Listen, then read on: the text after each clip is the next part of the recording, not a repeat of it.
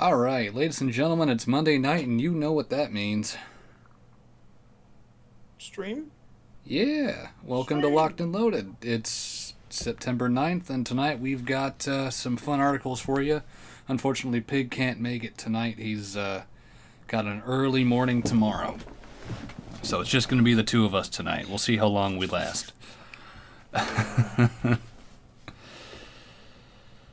Oh, how'd your week treat you, Puff? Uh, I don't even remember my week, to be completely honest with you. I'm trying to forget mine. Well, that's not a good thing. well, well, I mean, when you've got two fucking weddings basically back to back, and they're both 15-hour days. Plus, Right. yeah, Thursday was a 15-hour day. Uh, fucking Friday was an 11-hour day, 11 and a half, and then Saturday was another 15-hour day. So I have pulled 41 and a half, basically 42 hours in the last 3-4 days, and I hate it. This is supposed to be a part-time job. And for those of you listening, that's not Amazon. That's for fucking catering. There's a reason I don't like weddings. Oh man. But yeah, I got my new rig ordered. It should be here. I'm hoping it'll be here before the next stream. Hopefully not the day of, because I'm going to spend that entire day, well, at least a full day, reinstalling and re-downloading everything. Let's see. I finally gave in, and because I had to reset my computer. Um, there was a lot of fucking issues, audio issues, like crashing issues. It was very unstable. Mm-hmm. It's been that way. There's a coughing topaz behind me. Um, it's been that way since I want to say when I like did my upgrade back in February. So I finally bit the bullet and reinstalled the computer. That took I want to say about 3 days, and I'm still not fully back up and running. Like I just installed OBS today, and so I was like, well, it's gonna take me a bit to get OBS even like set up. Yeah, I spent this morning migrating all of my 3D assets over to my 4 terabyte hard drive, so that way when I reinstall DAS, all I have to do is just be like, hey, just look here for these files.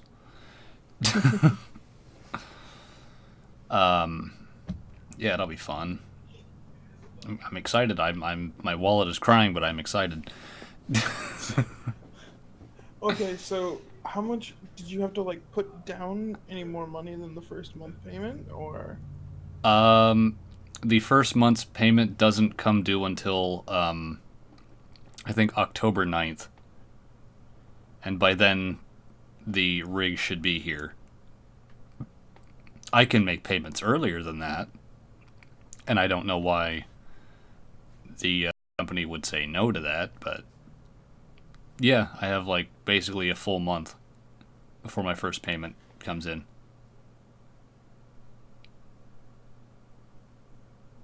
Is my computer having a stroke? As it is often wont to do.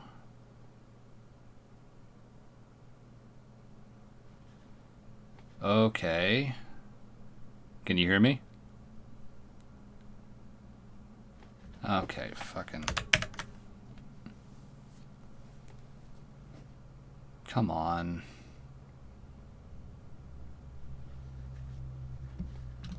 Please don't do this to me. Yeah, as we're talking computer issues, I can't. and there went the stream. You're back from me.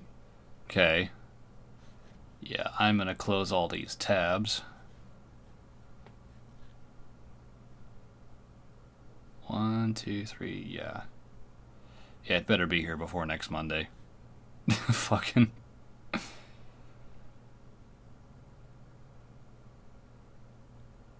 Wow.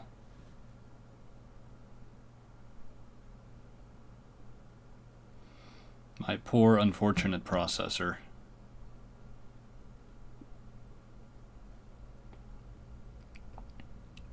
He's kind of. Can you hear me now? Yeah, I can hear you. Okay. God, I don't want to make this another early stream again. Fucking Christ.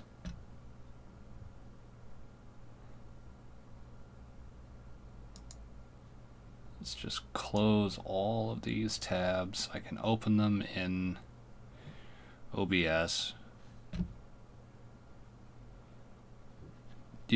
Fucking Game-Journo sites, do you really need that many things running on your pages so much that it slows my rig down?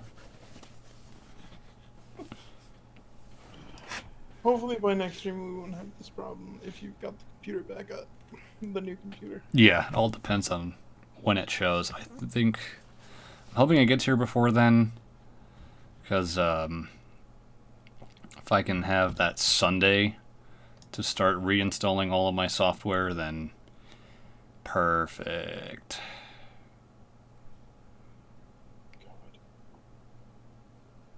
I have no idea what the stream's like right now.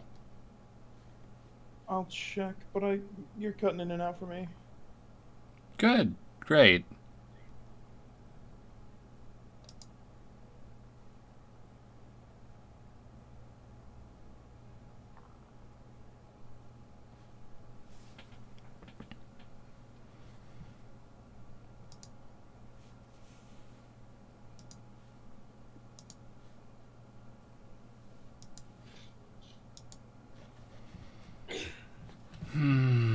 So the stream itself is fine.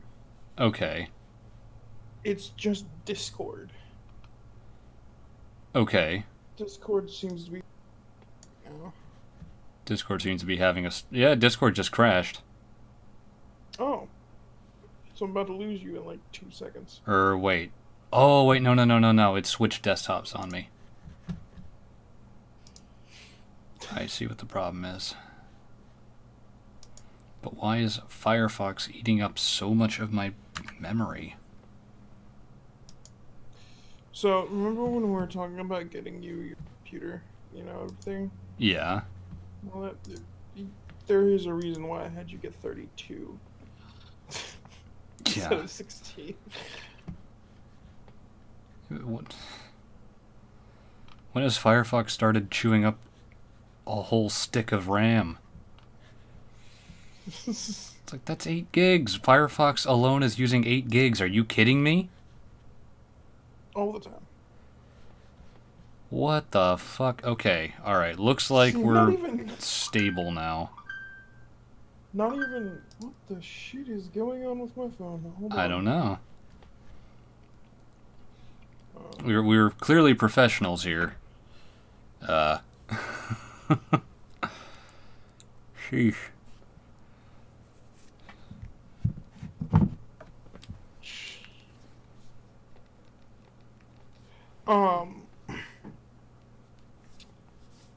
Shit, what were we talking about? Oh, Chrome only used 2 gigs for me.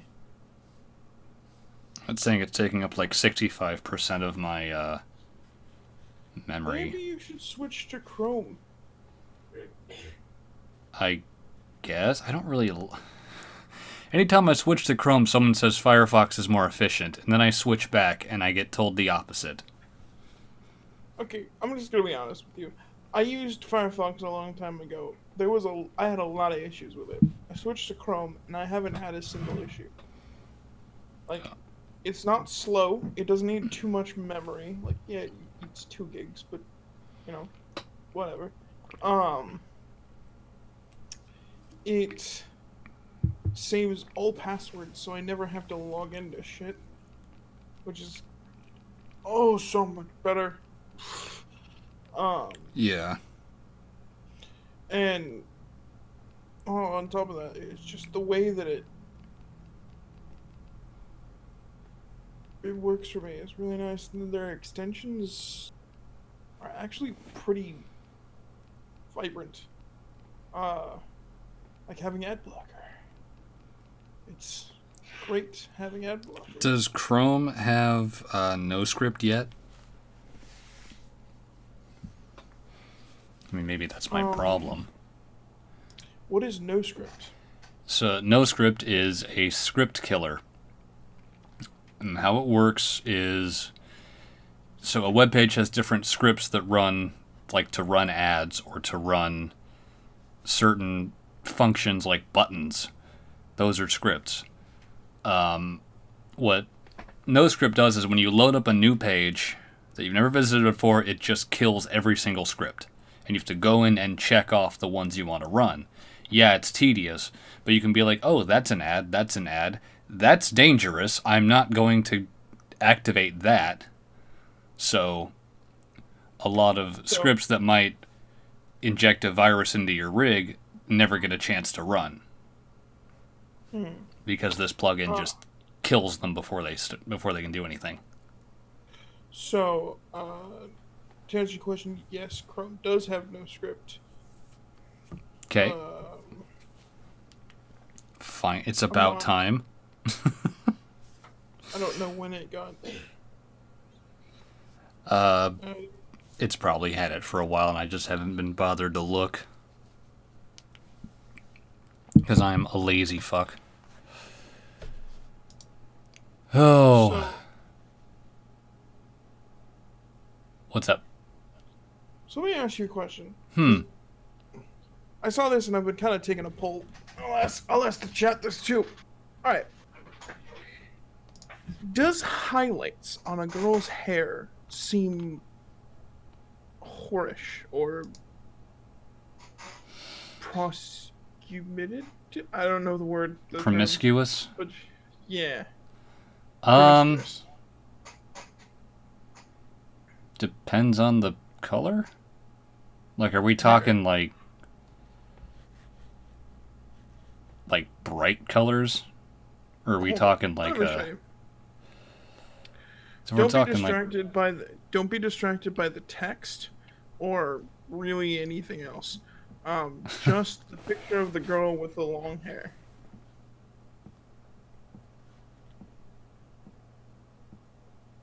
Does that hairstyle look promiscuous to you? what, the Again, long or don't the read short one? The long. No. No. Okay. Alright. I don't know. I don't know why this article keeps, or not article. I don't even know what to call this. It's just a fucking like really dumb thing that keeps popping up on my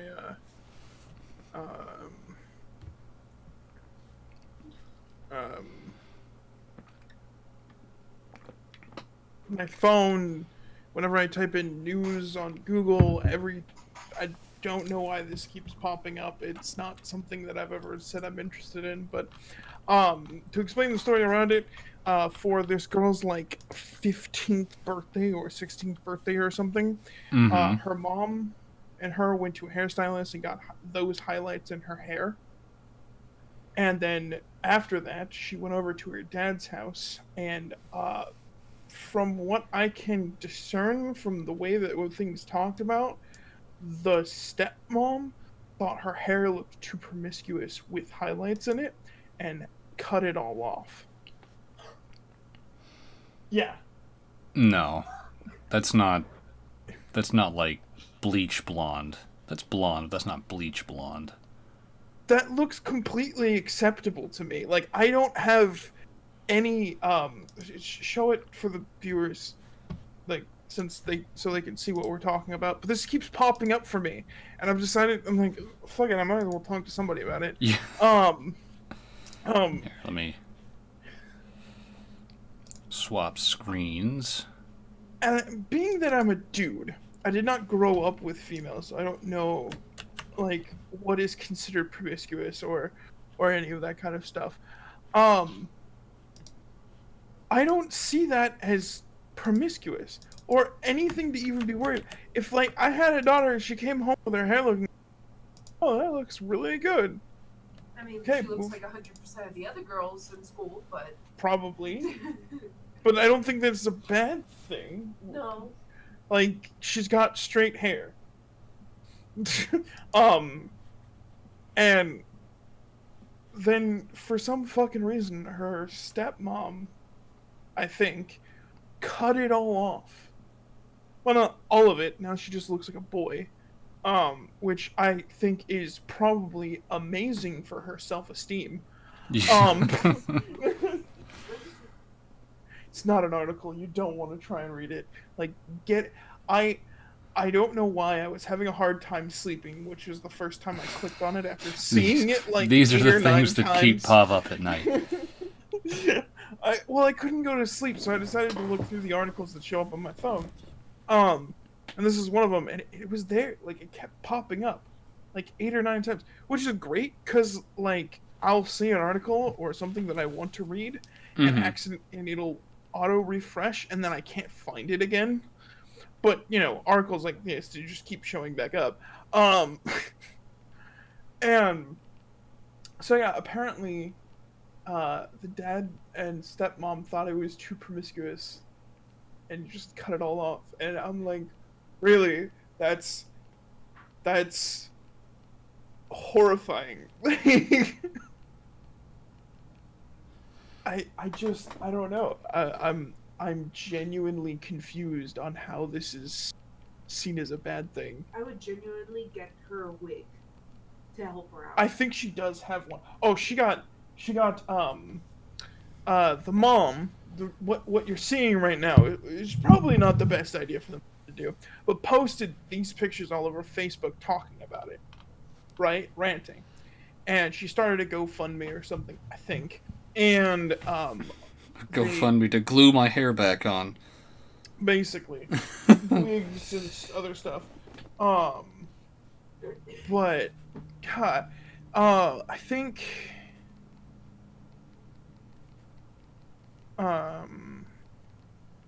yeah, there was like a ton of outrage and like a bunch of people really pissed. Which I mean, I don't think I would take that much of an interest in something like this, but it is horrible. Like, you just gave her a boy's haircut when she's like probably starting high school. Kids are mean, man. Like, you don't want your parent to also be worse. Right? It's like that. Was the stepmom fucking religious or some shit? Like, I don't fucking know. This whole story, like it probably takes you about 10 to 15 minutes to get to actually the meat of this story, because it's based off of short paragraphs with a picture underneath that is or isn't related to what the paragraph is, and then the next button.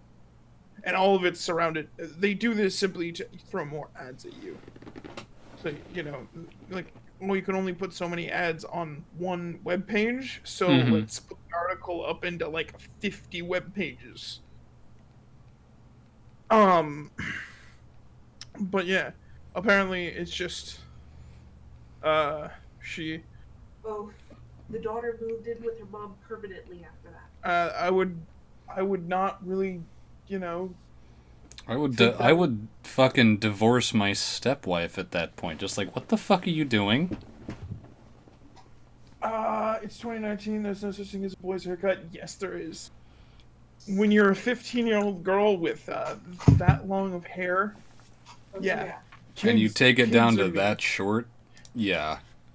Sorry. Yeah. So, and then one of the other things. So apparently, the mom Wayne confronted the ex-husband, and he was like, "I cut her hair off to teach her that actions have consequences." Yeah, I forgot about that. That's the part that pissed me off. Yo, what? It's her birthday. Her mom got her the highlights, and you decided to cut off her hair because the mom. Really? Like that is not something you get a lesson from. No. All you know is your dad just fucked you over, like socially, at least speaking. But yeah, so no, the aunt made a GoFundMe. Something like that.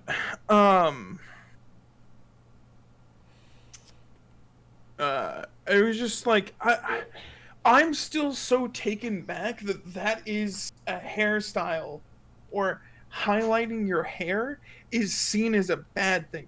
Was he just having a bad day? He's like, I haven't taught you a lesson in a while. Let me just cut off your hair. And then make an Yeah. excuse, oh, it's because of highlights. Like, what the shit? Oh, What were you thinking? yeah, I am. I don't know. I'm taken back.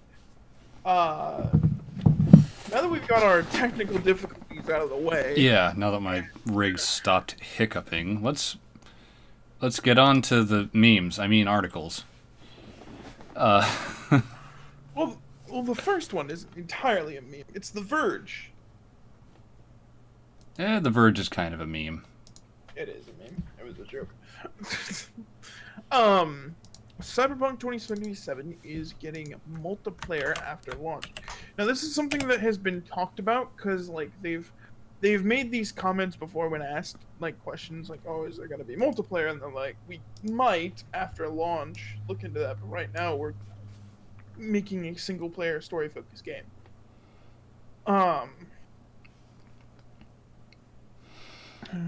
One more thing I won't be able to run.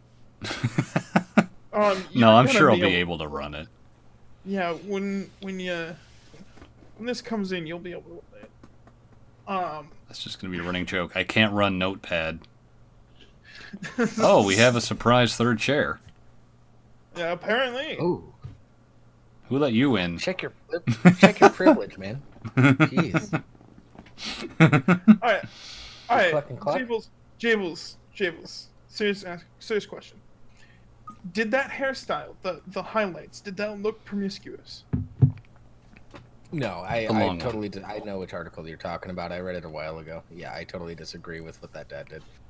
But I was What just the making shit, though? Oh no, I get that. It's just how it's well it comes from they're from like Mississippi or something like that, right? They're like Bible Belt type area. Okay, all right. Even if it is Bible Belt, that still doesn't make any sense to me. Like, I can tell you why. I can tell you why they see it as promiscuous.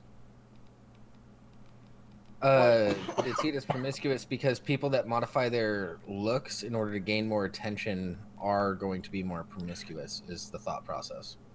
So if you do up your hair at all, it's promiscuous. So basically, what you're saying is To an never extent, it shower, depends. never shower, just always have your hair down. No, because cleanliness is next to godliness. Oh, okay, all right. So Especially don't shave the sides of your head. That's god awful. Unless you're a guy.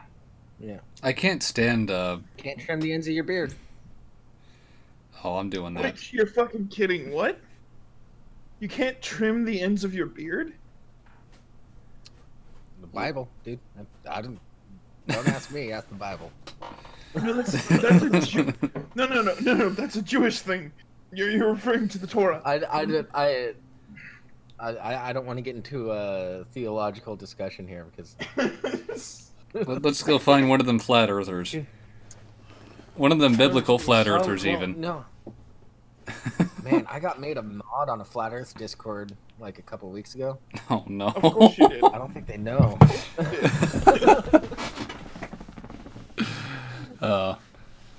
Better.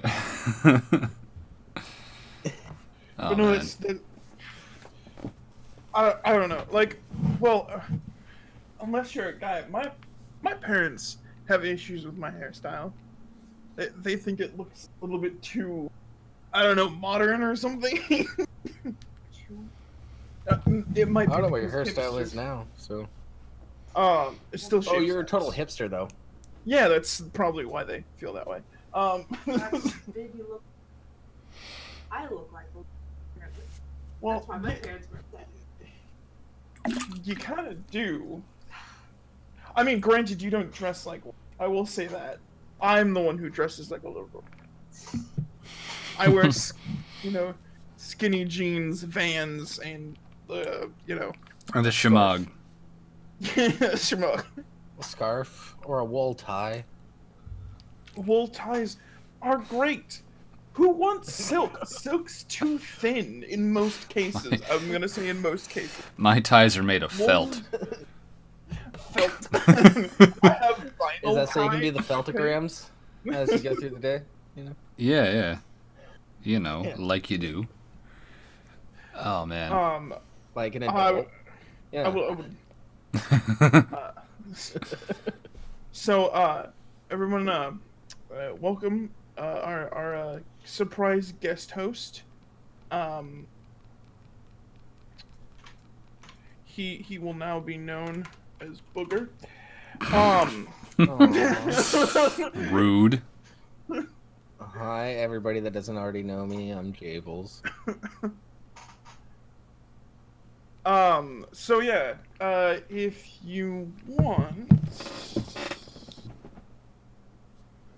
I guess I'll make him a guest host so you can see show construction. Yeah, that's fine. Scroll up just a little bit to the start of the day in show construction there, Jables. And there should be 1, 2, 3. Just pull up the Cyberpunk 2077 one. Alright, Okay. so, back to the original this conversation. So, they, CD Projekt Red is who I'm referring to when I say they, have kind of, I think they've been asked about multiplayer more than anything else, and I don't know why. Every time I hear a new big update about CD Projekt Red's Cyberpunk 2077, is someone being like, will it have multiplayer? Which is, like, the dumbest question in my opinion, because I don't want it to, but apparently that's what everybody wants to know, and I feel like that's where this article is coming from, is from the amount of times that they've been asked, they haven't ever said no to that question. The main thing that they've said is, we're getting the game playable as a single-player story-focused game, and then we might. So I guess I will start off by reading it. CD Projekt Red's upcoming epic, Cyberpunk 2077, will in fact have a multiplayer component, though it sounds like it will be some time before you are able to play it. Today, the developer confirmed that the multiplayer mode for the game will be available after launch next April. However, it will be coming in a series of planned free, single-player downloadable add-ons, suggesting the multiplayer component is still a ways away. I'm fine with eventual multiplayer. Yeah, I mean, I don't hate it. Like, what was it? Mass Effect 3, right? Yeah, that's a single player focused game. That's what they've always been. That had a multiplayer that actually didn't suck. Like, it was a shooter, like most COD shooters, but it had a lot of extra things to it that made it actually fit within the Mass Effect universe. Yeah. So it wasn't terrible. Though I don't wish it trust was- most. Sorry. I wish it was a little tied more to the story in 3. It really wasn't. It was just kind of like, go off and do things, and you kind of help. Oh, and by the way, if you don't play multiplayer, it's going to affect the ending. Oh, yeah, okay, so I block that. I think think block that out of my memory. Yeah. But yeah, which makes it funny because I don't think those servers are still up. They So if probably anybody aren't. wants to go through and play the game again, they're gonna have to deal with the fact that they could probably never get a complete 100% of the game because it had a tie-in to multiplayer. Yeah. Thanks, EA. Fucking bitches. That's dumb. Yeah. Unfortunately, which I disagree with that word being the word, we don't have an idea what the multiplayer mode will look like just yet, but it's not the big piece of news for this game. Yesterday, okay, so you title an article, CD Projekt Red is getting multiplayer, and then you say the big piece of news for the game. Okay, alright. It's the only big piece of news. Yeah, but they. Okay, why? Why is multiplayer such a thing that people want? Like, do you know how many multiplayer? I'm gonna wait till you're done with the article before I start giving my opinions. Okay, all right. Yeah, let's Yesterday, pound CD through this. Projekt Red. It's short. Community manager, I'm not going to say his name, confirmed on Twitter that for the most part, the open world game will be able to will only be playable as from a first-person shooter perspective. That said, players will be able to see their character in the inventory screen during driving sequences in mirrors and very occasionally in some of the cutscenes. He explained, saying that the decision was made in order to achieve full immersion for players. And then you have just a little snippet about when it comes out. All right, the article's done. So my stance on multiplayer, a lot of people might want multiplayer because they want to experience the multiplayer like sort of like a free for all or team matches or stuff like that with the game mechanics. If it was built to incorporate a decent co-op, then I'm okay with like a co-op thing. But when it comes to let's just use the game mechanics and just do Call of Duty multiplayer, then I don't really care, honestly. It's Yeah, I've been playing a lot of Remnant recently, and what I really like about how they do multiplayer is you can play through the game by yourself, or you can open your game up for random people to join you. Those are your only options. Well, you can set it to friends only, but those are your only options. You either open yourself up to random players or not. And it's all co-op. There is no competitive whatsoever. There is friendly fire, so if you want to start shit, you can just start shooting your friends. That is a thing. yeah. As long as it's built for co-op, I don't really mind it that much. Yeah, what I hope like, Cyberpunk. Go ahead. Well, just talking about Remnant, what I hope they don't do is during cutscenes, I have seen this happen. Other players can hijack the dialogue options. So that's an MMO. So the way that the multiplayer seems to be being talked about is something more along the lines of like Metal Gear Solid 5. Mm-hmm. If you guys ever played that and played the multiplayer that came with that, it was fun. Like because once you're done with the game, you're done. You can't really no really reason to go back. But the mechanics themselves are fun, and you're just basically doing like side missions that a army for hire would do, just with people. So it sounds like that's what they're talking about in something like this, but at the same time, it's like you're creating a world, much like what you did with The Witcher. The Witcher didn't have any room for a multiplayer game. What do you want? Just a bunch of Geralts running around? Yeah, with Cyberpunk, because it's based on a tabletop, you kind of expect that ability to at least form some sort of a crew and go off and do something. I mean, I could see that. If it's more, Dungeon Dragons-esque, like going off on a dungeon. Yeah. Type deal, rather than, freaking Fortnite. It's not going to be a fucking battle royale thing. I know, but there was comments about it for Fallout 6 It's for a concerning while. that it might be. There was comments about Fallout 76 for a while about how they're gonna have a battle royale version, but they kept saying no, we won't, and they did. And now like a bunch of the newest content and stuff, all the bugs, patches and stuff has been about the battle royale, which in my opinion doesn't work at all. I've tried it a few times and it makes no fucking sense. Yeah, I'm not even gonna try. I'm like, this is too fucking complicated. I think the game that did multiplayer the best was Portal 2, because you could play it through single player, and then it's a totally different game on 2-player. I would agree. Yeah, no, Portal 2's two robots that go through and keep testing was actually really good, but that's also because that's a puzzle game. And when you add 2 players, it just makes the puzzle even more complicated, which is fun and it adds another level to it. Um I don't know. I mean, um I just don't see it. I don't see multiplayer working for something like this. It's just, but that's just my opinion. We'll just have to wait and see what they do. Like, I can't say I'm not a multiplayer focused guy because like I play PUBG and you know Apex Legends and um, games like that, Overwatch, For Honor, but the games that I tend to play more often than not is like Fallout, Hitman, Kingdom Come Deliverance, Mass Effect, Batman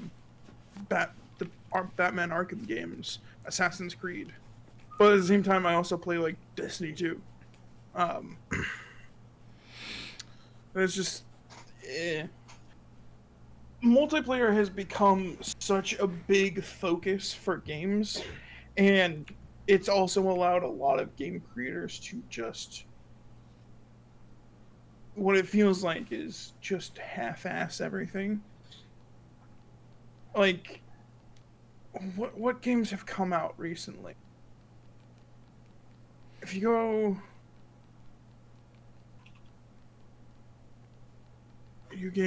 let's go 2019, right? So you have Apex Legends, which was actually not a cop out. Wolfenstein Youngblood. That is a very hated game right now. Yeah. Because it's who did a review of that? Chris Reagan? Yeah, so I think Chris Reagan did a review of it, but there was a few other people. Rags did a really long takedown of it. Yeah, Rags did a good video on it, but it was just really, really bad. And it's supposedly co-op focused, but like, okay, so you got Anthem, right? Anthem. That game is dead. Like, I don't know if that game was worse than Fallout 76, but it's definitely more dead than Fallout 76. Freaking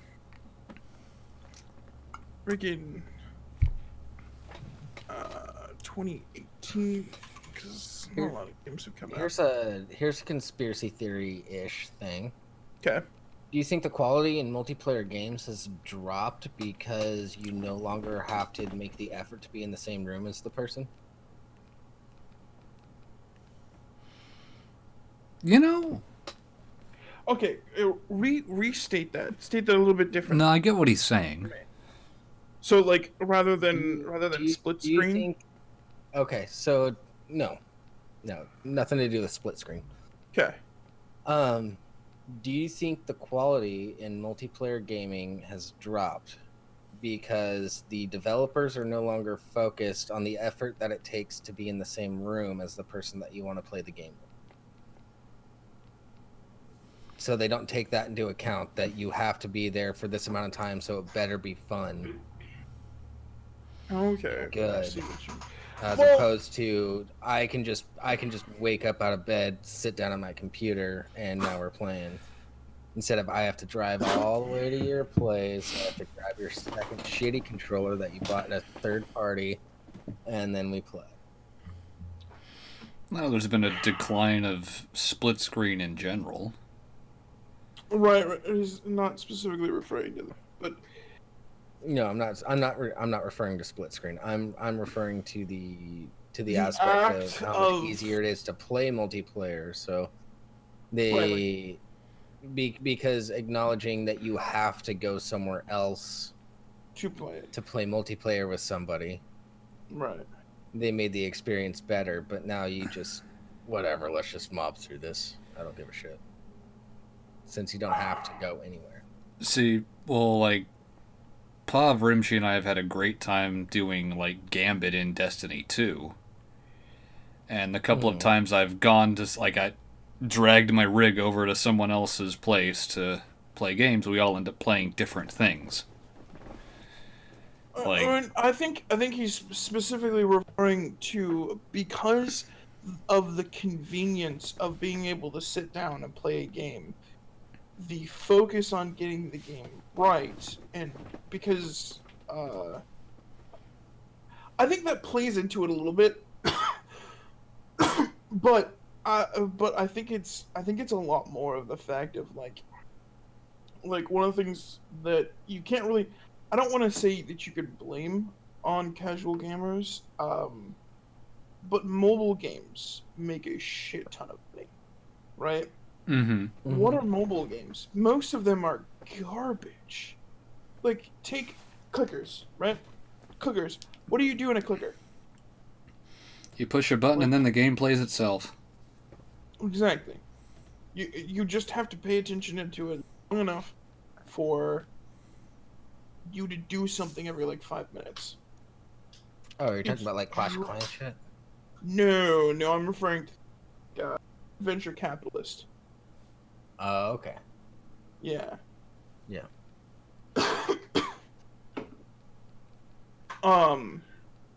It's mind-numbing gaming. There's nothing to it. You like, if you do it because you're bored, and like that's sounds better than being bored. That's it. But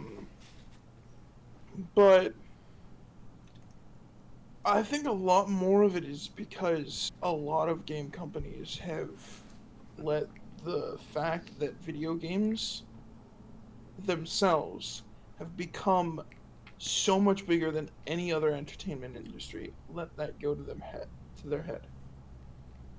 Mm-hmm. Rather than They're like go ahead. Would you say they're trying to be the new Hollywood and trying to pump out the biggest, best thing as fast as possible? No, they've surpassed Hollywood. Well, Video no, game but they're industry- trying to take that model. That's what I'm talking about. I'm talking about the model, not like okay. status wise. Well, you could almost say that they're already there, so I could agree with that. They already, like, games are pumped out. Like, I think it's funny because it takes a lot more work to get a game going than it does to get a movie. But games are pumped out all the fucking time, and you only get a few gems. Like, it feels like there are good movies that come out each year than there are more good video games. Mm-hmm. Like last year, we had God of War, Monster Hunter World, Spider-Man, Far Cry 5, Red Dead Redemption 2, Detroit Become Human,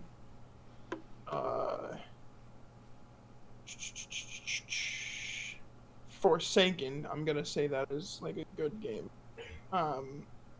Kingdom Come Deliverance, Hitman 2, the new version of Hitman 2, original Hitman 2.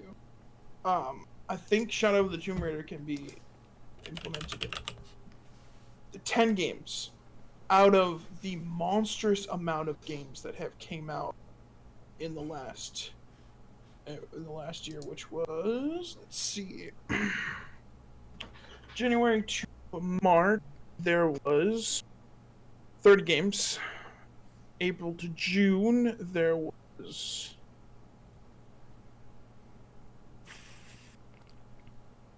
games. July to September, 50. October saw.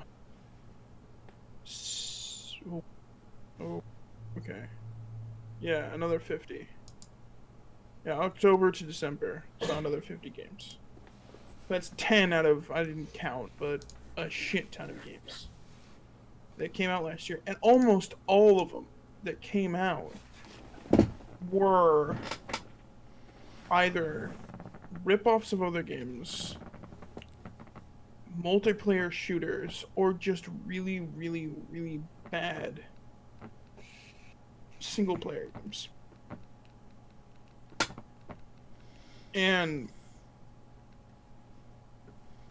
But every single one of them, I can guarantee you, made money. Yeah, they did. Here's how I would. Okay. Whenever it comes to a business, there's a risk reward. Kind of threshold. Yeah. A long time ago, there used to be. It was too much of a risk to spend this much game to make it. You're not sure if you're going to make money off of it. Or anything. And that's how a lot of games were made with that. You finished, did everything you possibly could to make that game to have as little negative feedback as possible. Now, that threshold is almost gone. There's no risk to dropping 30,000 to like $1 million into a game at all, because that game's gonna sell no matter how it's made. You get a bunch of people in a room together who all know what they're doing, which most gaming companies like EA and Bethesda and all of them do know what they're doing, and you send them off on a task to make a game with enough funds generally to go make it, put a bunch of marketing into it, and boom, you've made your money back and then plus some. There's not much risk anymore when it comes to making games. And I would say that's mostly where that just kind of decline in quality has gone to. This came from. And the person I was responding to just left. So, I can't hear their response to my statement. I don't know if he got up or what, but, small aside, I'm shocked Gears 5 is half the size of Gears 4. What the fuck? What? Why is that? Because Gears 4 was 120 gigabytes. Oh. Gears 5 is only 66. I'm impressed. You mean half? That's half the space. Half the memory. Half data. Yeah.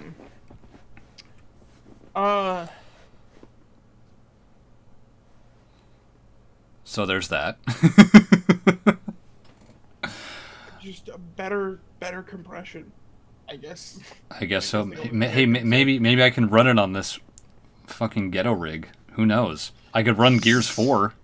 I'm gonna try it. Could you? Yeah. Just because the size is, Just because the size is decreased doesn't mean it's gonna run any better. It's probably gonna run worse. Yeah. It's probably gonna run like the Division 2.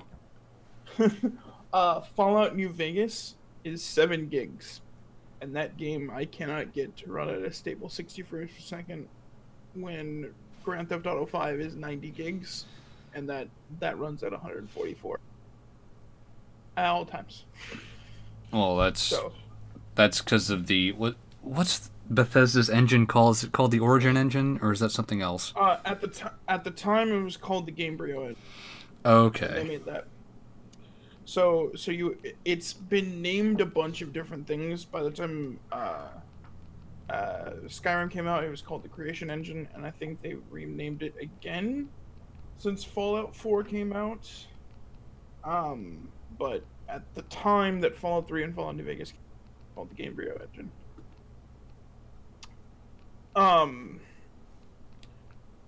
So yeah, no, they're not directly, related, but I get what you're saying. Jables Booger, did you hear what I said? Which part? You asked a question. I gave you a very, very detailed answer, and you left in the middle of it. Okay. Do Yeah, you have a response I to heard that? what you said. No, I think it was fair. But I only do the BRB because I can't talk at the time. Oh, Okay. I gotcha. Like, hey, I'm muting Understand. myself. Give me a second. Yeah. He seemed to say. Um, yeah, I don't know what to say to multiplayer. I guess I play so many multiplayer games like Destiny where it's drop in and out. I just don't think about it. Yeah, like the games that I've played that are multiplayer are very very much drop in drop. Like, I mean Destiny is probably a long form, Mm-hmm. definitely, but like Apex Legends, PUBG, we've, I think the most I've played of Destiny was Gambit, which is along the same thing. And we Yeah. played For Honor once, And I was but fucking trashed.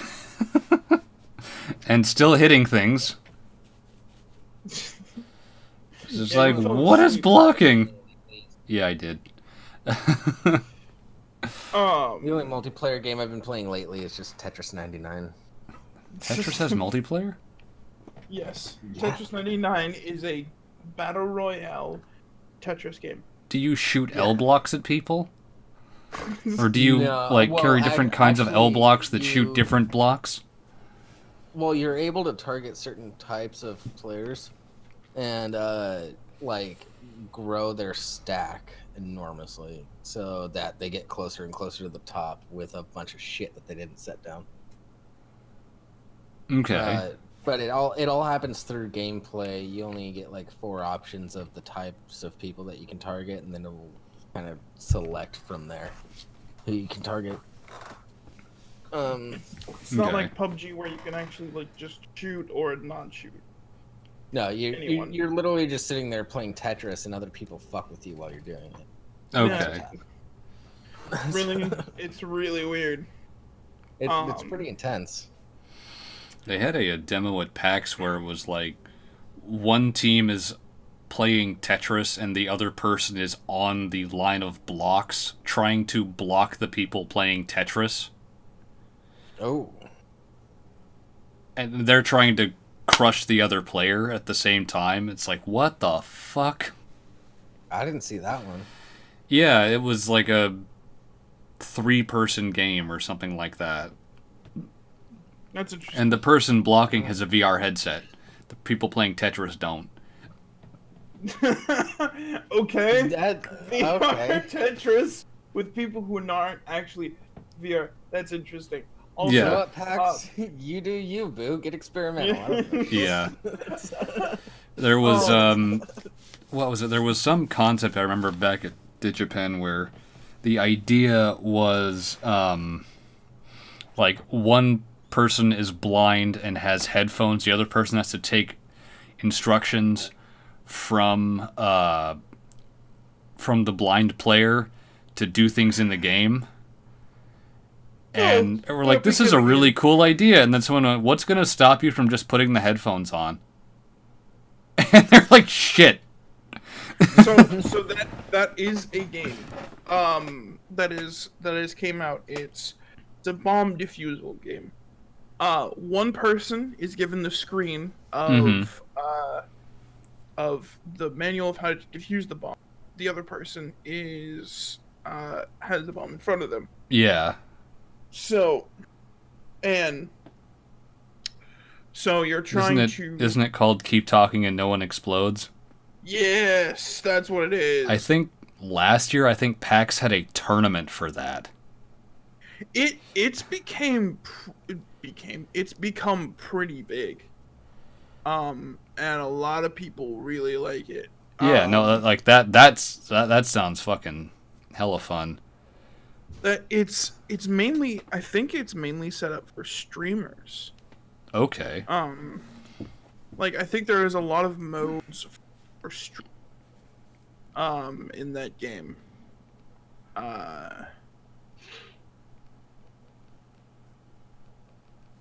It's just I'm looking at it like right now.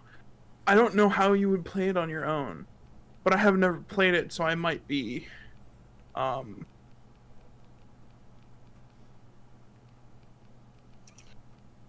you know, speaking out of my ass here. But Mm-hmm. Can I just say PAX this year was absolute garbage compared to last year? wasn't that bad? There just wasn't as much to do. No, like they Straight didn't up. have any like they didn't have anything that was like offsite. Like last year, they had a whole like massive PUBG set Yeah. all up and everything like that. All the They PUBG had tourneys all at the sorts of stuff. Paramount. Everything was confined to just the convention center. And what was at the convention center? I know. I heard that Death Stranding was. Death Stranding was there, but you had to pay to test it. Yeah. What else? Layout was terrible. They didn't even on the inside of the convention center. They didn't even have like a lot of the cool shit. Like last year, they had that massive Dark Souls fountain. Where was Oh, that? seriously? Oh yeah, yeah. But they maybe that was the year before. Might have been the year before. I Anyways. think that was the year I didn't go. Yeah. What year did yeah, it was either Dark last Souls year or 3 the year come out? before. Was it 2016 that Dark Souls 3 came out? 16. Yeah. Yeah. So it might have been Okay. 2 years before. Okay. Yeah, maybe. Yeah, but they didn't have cool like shit inside. There was one year that I went that like the Wizards of the Coast building had this giant tentacle monster coming out of their building and crushing cop cars and shit. Oh, that's cool. They didn't have anything outside the convention. They had some flags. That was about it. I think it's what I find funny is it's been 3 years now, right? Mm-hmm. Gables? 3 years that you have had a shit ton of tickets, and I've known you, and I've wanted to go to PAX mainly because PAX lands on my birthday every year. Mhm. But I can't. Somehow I always end up. None of my coworkers, no one where I work has any interest or even has any knowledge of, but somehow I always work every day the PAX is going on. It's weird as shit. You know what's even more fucked up about that? What? I might not be getting passes next year. Oh, shit. Yeah. Gonna try to talk my guy into it, but I Did haven't ya- talked to him since Monday. Did you not make enough from this last time, or? Oh, he was a little frustrated. He sent me a text being like, I just don't think it's worth it for me to get you these passes again. Blah, blah, blah, blah, blah. We made more last year. And I'm like, dude, you did nothing. And you got money. And it wasn't even that much less than last year. Oh, man, the Maybe life he's of a getting dealer. them illegally. You gave me a box, and I brought you back money. That's all you did. Yeah. Well, we'll see. Speaking of things that are bigger or smaller, apparently Dying Light 2's world is four times bigger than Dying Light. I don't know how to feel about that, to be completely frank. So Dying Light, the original game, had 3 maps. There was the original like slums, Yeah. and then there was the kind of like more like I want to say Arabian-looking one. Uh-huh.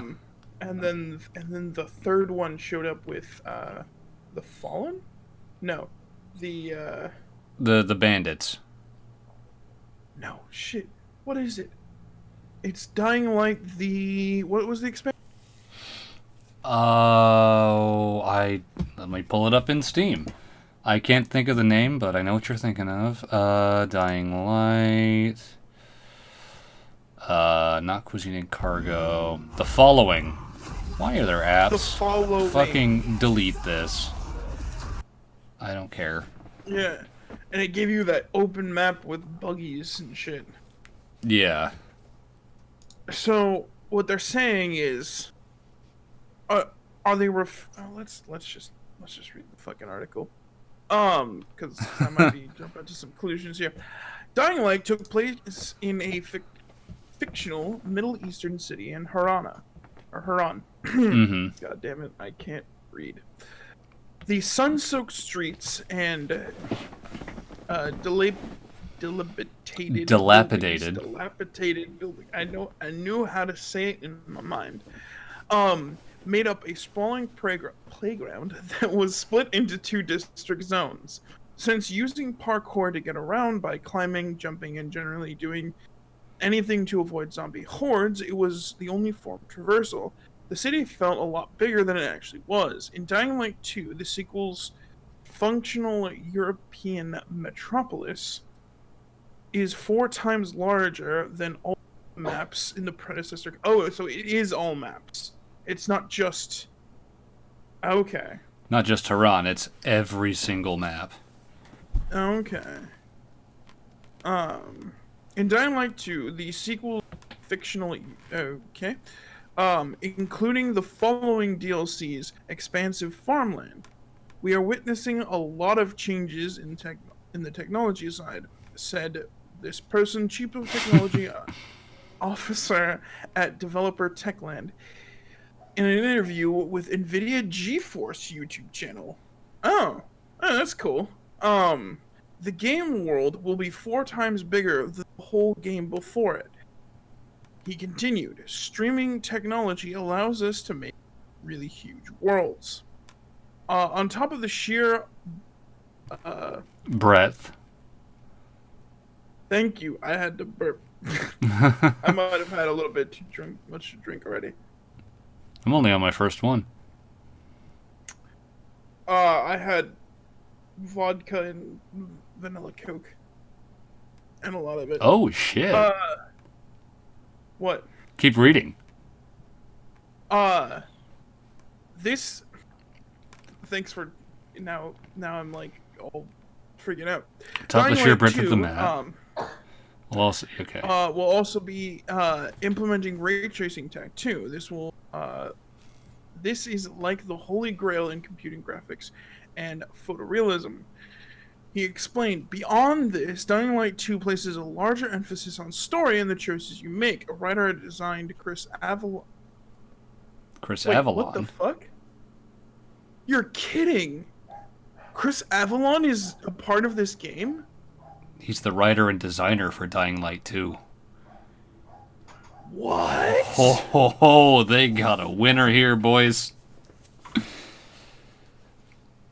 Also, just to put this out there, they misspelled his name. Is there only one L? No, there's an E at the end. Avalon. Yeah. Fucking GameSpot, Jesus. fire your editor. How the hell did they get one of probably the best writers from Fallout to... Okay. Who's known for his work in the likes of Fallout 2, Pillars of the Eternity, and Prey, collaborating with Techland as a narrative... They don't even mention Fallout New Vegas. I can't.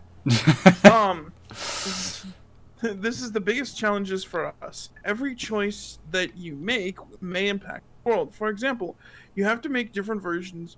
We had to make different versions of the map. The map is huge, so the challenge was even bigger. What? The world.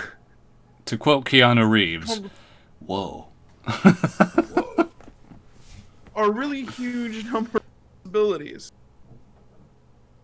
Wow. Okay. Techland recently released 26 minutes of video game play, showcasing how Dying Light 2's map can change depending on the choices you make.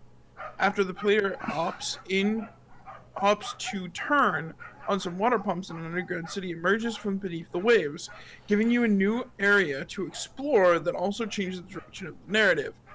Oh, that's so cool. Shit. Well, that's what you want out of every game, right? You want the map. No, here's the question. Here's the question. Can I actually talk to you in the game? Because we had that problem before. I think when you get your new computer, we'll be fine. I'm just putting this out there. Maybe I can play Division 2 with Kevin and not have to stare at the floor to talk to people. Yes, it was that bad. My poor i5 2500K. Yeah, it's really having Rest a in problem. peace. I knew ye well. Just don't do what I did, because even though what I did was incredibly cathartic, it really didn't matter all that much. What'd you do? Taking Shoot a your old hammer rig? No, I literally took a hammer and a screwdriver to it. When I got my new rig in 2015, I took the piece of shit computer that I built for $200 in 2006 that I had been using in For 2006, 9 years. 2015, Jesus.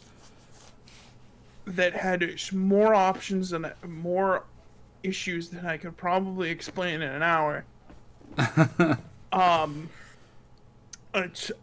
took it out of its case. I took a hammer and a screwdriver, because those were the only two things I had on hand, and I just started beating it to death. No, I think what I might do... Well, it'd be kind of a dick thing for me to do, but I might take the hard drive out. Take the... Just take the drives out. Take the graphics card out. Maybe I'll give my cousin the one with the 1030. And he can try to play Fortnite on a 1030. It'll run TF2, I can tell you that. Probably. Maybe. Wait, hold on. GT10. I'd have to take the Fortnite. side panel here. Yeah, you probably can't even run Fortnite. I have to take the side panel and beat it back into shape. It's got a bit of a dent in it. But just a rubber mallet will do the trick for that. So, with everything set to epic at 1080p in Fortnite, getting 25 frames per second. Alright, what about medium? On a 1030 at 1080p, you get 40 to 70 frames per second. On medium. Well, he could play the game. I mean, I got no problem handing down this rig to him. Fuck, I could socket my old, I could be even worse and socket my old 960. And that's got more VRAM than the 1030 does. Your 960 would do better than a 10. Not. Like, no lie. There's no competition. Like, the reason why you're getting the 1030 is because it costs less than $100. Yeah. It's like a $54 video card. Well, maybe my cousin will be getting a hand-me-down rig. Who knows? Or you could give it to me. And what are you gonna do with it? Shoot it? An i5 2500K? Uh-huh. I'd play with it. I'd Huh? play with it. I'd see how far I could overclock it.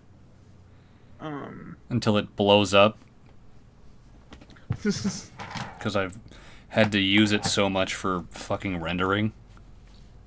It's Before I learned that VRAM was the problem.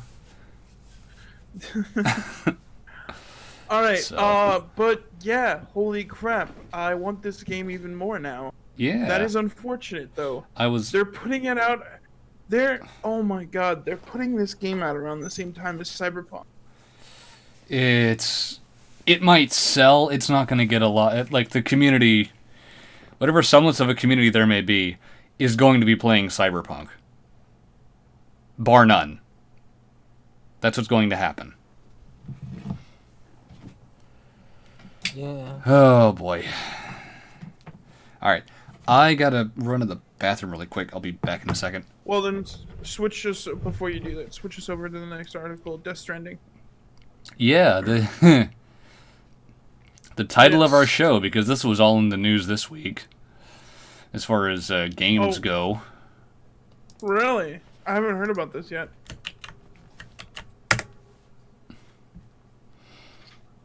Alright. What the fuck? That fucking tagline, though. So, alright, article's up. I gotta hit the head. I'll be back in a second. Alright. So, Death Stranding includes a very easy mode for movie fans. I'm pretty sure Mass Effect did this. In the later 2 games, 2 and 3, I think they added a story-focused game mode where the difficulty didn't matter. It was more focused on the story, which was kind of cool. Like on a That's game, fine if you have a yeah. good story. I think that's the most important thing. If this is supposed to be all about the story, if that's what this game is, then yeah, I'm not entirely sure. I'm upset about this. This isn't the thing is like I think if this was like really heavily in the news, it was probably because this is a bring up from the last conversation about it from Cuphead. And a Cuphead the game itself is it has one purpose. Yes, it has a story, but the story is just there as background. But the game's purpose is about challenging you to beat a level. That's all it is. So adding It's like an old school platformer. Like I've been playing the Crash Bandicoot games lately. oh, that's so good. And it's so hard apparently from whatever. I know. Like, I've already beaten all the Crash Bandicoot games. I actually moved on to Spyro this weekend. Yeah, it's funny that Spyro and Crash Bandicoot came out around they both got remasters. That's just funny to me. I wonder when Gex the Gecko is gonna get a remastered. Oh, that would be so. Do you remember those games? Uh-huh. Oh man. I've got the entire Earthworm Jim series on my PC. Oh damn. I think I have every single Gex game on PC, but that's those are emulators. Yeah, I liked the Nintendo 64 version a lot, Gex 3D or whatever. Gex, it was Gex into the Gecko version? No, Gex into something. Gex into. That one was a lot of fun. Where you they did the same portal system that Super Mario 64 had. And, yeah, Gex into the Gecko. Like It was called Gex into the Gecko.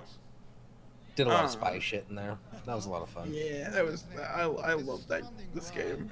It also referenced movies like Nobody's Business. Like, one of the levels was literally Bugs Bunny and Elmer Fudd. Yeah.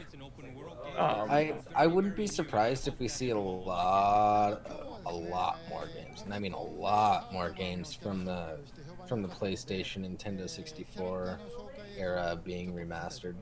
Well, platformers are good. Quality games. They're good. The graphics and the controls were always terrible, but that's they've more limitation improved of the greatly time. with the remasters. They're smooth. Even with Crash Bandicoot, controls are better. Yeah. Dealing with the better. camera was always fun. Oh man, I've recently been trying to 100% Donkey Kong 64. God, that game. Well, okay, so you have That to game's use ridiculous. you have to use the left and right triggers to change the camera. Or no, not the trigger. It was the C buttons to change the camera. So you can't go in a direction that you're expecting to go until you change the camera because it had different set modes. And coming from a third-person games or first, it just follows your mouse. Oh, it's so hard to relearn. All right, now that Buck's back, actually, let's get back into the article, even though that's all right. Fucking pause the trailer. So, as we barrel towards Death Stranding's November launch on the PS4, the game director Hideo Kojima confirmed that the action exploration game will feature an additional difficulty mode specifically targeted for film enthusiasts. Game-Journos. Given that, no, okay, all right. I brought this up to Jables, but I'll explain this to you. there's been other games that have done this. Like, I'm pretty sure the last 2 Mass Effect games, I don't include Andromeda when I say that. They had like story mode or something. Yeah, it was story-focused mode. And that's what the difficulty was for. It was less about difficult gameplay and more about playing the story. Which I think makes sense for a game that literally is a game to follow and continue a story. When the game itself is making the choices, that makes sense to me, rather than a game that's like more like Cuphead, which is the game itself is beating a level. And so that says a lot about what Death Stranding actually is to me, because it's still kind of up in the air on what actually the game is. There's a lot of information about the game. You know, Kojima has done a really good job of dropping hints and like all this different kind of stuff about the game's overall thing. But what actually it is interesting and a mystery. So Kojima tweeted that Death Stranding's very easy difficulty mode was implemented for movie fans to enjoy the experience and appreciate the star-studded cast assembled project. Well, one of the directors is Guillermo del Toro. Guillermo del Toro, yeah. Yes, that is a film director. He's not. I think he's only dipped into video games like twice before this. I don't know what else he's done in terms of. He was set up as the project Silent Hill game. Okay. And then Konami ended up killing it. Death Stranding star playtester and personal assistant of Kojima confirmed as much, saying that the very easy mode is for people who usually don't play games, movie fans, or RPG fans. Conversely, the other difficulty modes, like normal and hard, are designed for action game fans. Death Stranding's cast is loaded with stars alongside Walking Dead actor Norman Reedus. Actually, really, is that what we're calling it now? Does no one remember the Boondock Saints? Apparently not. Come on, that was a good movie. That was a great movie. It was a good movie. That was a fantastic movie. I just don't know what other movies Reedus has been in. I'd have to go. Boondock Saints 2, All Saints Day. I thought there was talk of a third one. It just hasn't gone anywhere. I've heard some rumors, but I don't know about that. Yeah, I'm not sure I've heard of it. He's been in a few other things. I'll look it up while you guys continue. Okay. The action exploration game features Bond talent Leah Sedux and Matt. Okay, I'm not going to try. The Leftovers actress, again, The Last of Us voice actor Troy Baker, and the Bionic Woman actress Lindsay Wanger. The Pan's Labyrinth. The Pan's Labyrinth director Guillermo del Toro. What? They're just gonna throw Pan's Labyrinth. They're gonna forget about everything else he's done too. Oh yeah, all of his good horror films. Jesus, what? Let me look this up. I know for a fact. Let's see. He's known for probably the only movie actually I've seen him make, which is Hellboy, 2004 movie, not the newer one. Obviously Pan's Labyrinth, as we just mentioned. Ton of horror movies. A great film that is very little known. No one's ever heard of it. It's called Pacific Rim. No one's heard of that at all. No. That is so goddamn niche. Right? This is confusing. It's saying he didn't direct this. Yeah. Why are they... Okay. Google's fucked. Fucking Google. Google's like, hey, yeah, he directed Hobbit: The Unexpected Journey. And, no, Peter Jackson directed Hobbit. How do you fuck up that hard? Um, Like, honestly. also, American Gangster, that's another one that Norman Reedus has been in. Sorry, I'm going through his IMDb and I recognize Okay. nothing. But I recognize American Gangster. Yeah, I could probably look through it and pick out some stuff. But Jesus, he has a plethora of horror movies. I think that's what he's mainly known. Is horror and just like really out there films. But Pacific Rim, Hellboy, those are the two movies that I've really seen from him.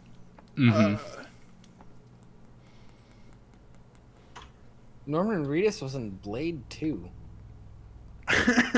Okay. That's not really all that surprising, given the fact that they tend to. A lot of directors like to use the same actors. Like, look at every movie made by Quentin Tarantino. Like, yeah, he gets really comfy. Let's see. All right, so Norman Reedus has been a part of The Mimic, which is another Guillermo del Toro movie. Doesn't Del Toro have a role in this too? So whenever Del Toro makes something, he always puts himself in there.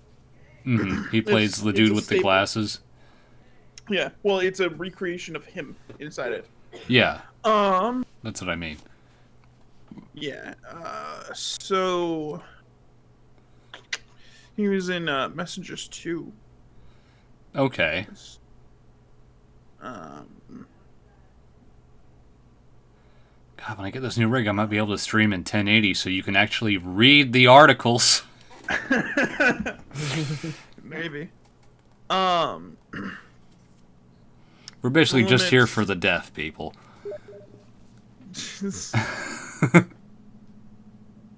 Or not the deaf, the blind. Fuck! Well, Blind and deaf. so I don't fuck. Wow. Kill me. Probably because you don't recognize these is because a bunch of them are shorts. Mm-hmm. And then some of them are TV shows. But, yeah, so Mimic, I'm pretty sure... Has no one seen Gossip? Nope. The movie? Okay. Mimic? Gossip? Mimic? Yeah. Yes, those two movies. Are you on to Norman Reedus now? Yeah. Norman Reedus was... Yeah, okay. Yeah. A few of these I recognize, but it's not movies anybody else would recognize. That's the thing. I'm a film junkie. It makes sense because I make films. What? But No. So now you're just listening to the stream. Tokyo Game Show is right around the corner. Sony has confirmed that it won't hold a press conference. The company will still have a presence at the show floor. Kojima Productions will reportedly show off more Death Stranding footage during the event. Sweet. Yeah, we actually, I don't know if you've gone out and looked up like all of the game footage that we have from gameplay to trailers to teasers and stuff. It's a shit ton. Like I haven't because I really don't care. I'm curious, but I know I'm not going to get it. Well, unfortunately for me, I can't get it. I don't have a PS4. Same. And someone in the chat asked, will the 80 minutes of Death Stranding at the game show be uploaded online? We'll see. It'd be nice. But like we'll see. Ago. I know. Half an hour. Okay, how about you, Jibbles? Are you interested in Death Stranding? Not really. Okay. I like. I'm very cautious about new movies and new games. And a game that's also trying to be a movie at the same time makes me extra nervous. Mhm. So I'll wait till a couple of my friends play it first and then see what Oh they say. yeah, I don't think even if I got like a PS4 or something, yeah. I No, just speaking of I upcoming. Oh, go. Finish your thought. no. Go ahead. I was gonna say, speaking of upcoming releases, I already know I'm not gonna get Borderlands 3 until it's no longer an exclusive. Really, I don't want to download another client. I mean, the Epic client has its own issues. We're not going to talk about that. Just the fact that I would need a new client for one game. Like, Yeah. so we all know that Destiny 2 is making the transition to Steam. Soon as that happens, I'm deleting Battle.net. Really. I have no need for it. I don't like StarCraft. I don't like Overwatch. I'm just going to get rid of it. There's no point. Fair enough. Yeah, I don't understand all these extra clients. It doesn't make sense to me. Well, in my install package, when I reinstall it, which I have just done that, so I kind of have a I install let's see, Battle.net, Bethesda.net, Epic Games, GOG, Origin, Steam, and Yeah. That's a lot of different So- programs to have open. I don't have them open. Like they're none of them are open unless I'm playing a game that's connected to them. I don't even deal with them. They're just there. For a couple of reasons. Epic, I have a shit ton of games with because they give away games for free all the time. That one's at least understandable. They give you games. Same with Origin and you. For like the entire year last year, every month, Origin was giving out a free game. And I think it was every other week for Uplay, they were giving out I have like 3 copies of freaking Assassin's Creed 3 because of that.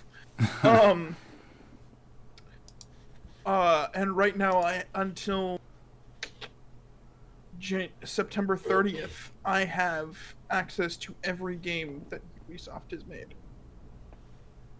Because Uplay Plus, the subscription net service plays video games, is free until the 30th.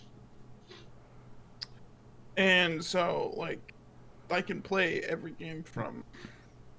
so right now I actually have downloaded Assassin's Creed Origins, Far Cry 5, Rainbow Six Siege, because I want to see if it's any good, and Watch Dogs 2. And I didn't pay for any of it. Okay. Epic Games is also where,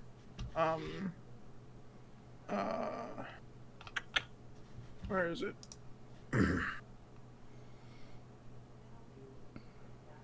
Outer Worlds is going to. And there's no way I'm not playing that game when it comes out. I want that game, like, really bad. So, for me, I don't care too much. I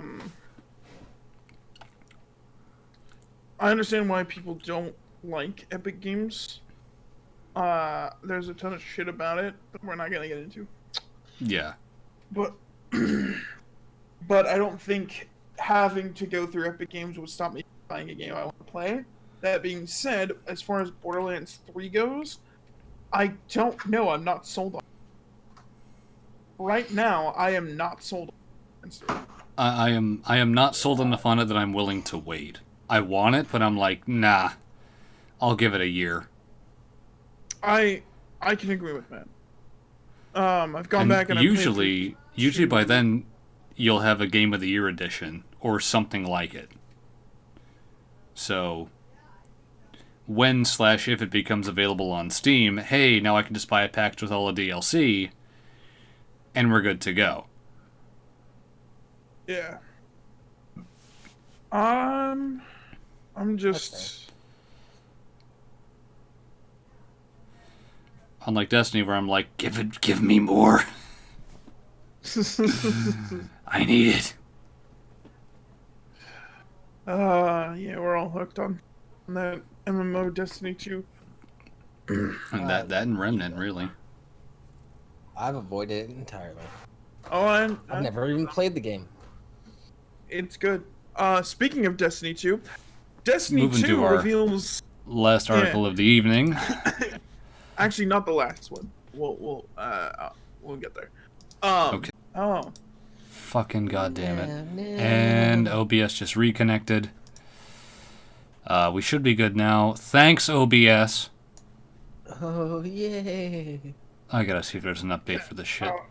So, rather start than... Yeah, what were you saying? Yeah. So, one of the big things that the changes that it's bringing, one of them being they've actually added in some really cool armor sets, like the moon armor set for the Titan looks fucking awesome. I put Bloody Tooth on that. I'm gonna have a fun time. The Iron Banner set for the Hunter looks fucking badass. Oh, Because there's no hood. doesn't it? Like, oh, I could be- You're I could- referring to... For Shadowkeep. Okay. I could be the fucking Sam Fisher of fucking... of Destiny.